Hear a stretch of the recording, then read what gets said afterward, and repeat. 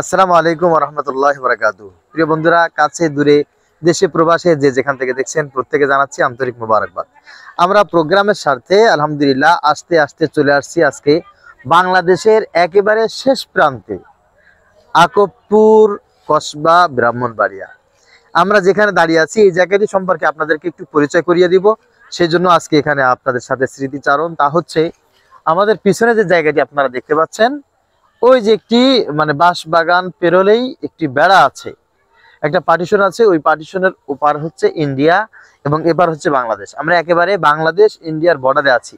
জায়গাটি অত্যন্ত থমথমে। এখানে যারা আছেন তারা ইতিমধ্যে বলেছেন যে হুজুর, আমাদের এখানে একটু খুব সাবধানতার সাথে চলাফেরা করবেন, কারণ ইতিমধ্যে আমরা জানতে পেরেছি যে কয়েকবার গুলির আওয়াজ এখানে আসছে। বিএসএফ এর ক্যাম্প এখান থেকে দেখা যায়।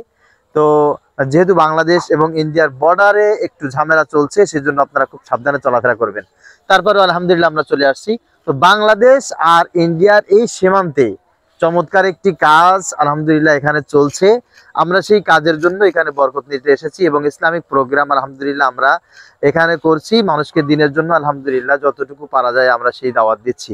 আল্লাহ পাক রব্বুল আলামিনের কাছে তৌফিক কামনা করছি আল্লাহ তাআলা আমাদের দিনের পথে চলার জন্য, দিনই কাজ করার জন্য যেই পরিমাণ এলেম, আমল, ইখলাস, তাকওয়া দরকার সেটি যেন দান করেন। এবং আপনাদের জন্য দোয়া করছি আল্লাহ তাআলা আপনাদেরকে, আমাদেরকে দুনিয়া এবং আখিরাতে সার্বিক কল্যাণ যেন দান করেন। আসসালামু আলাইকুম ওয়া রাহমাতুল্লাহি ওয়া বারাকাতুহু।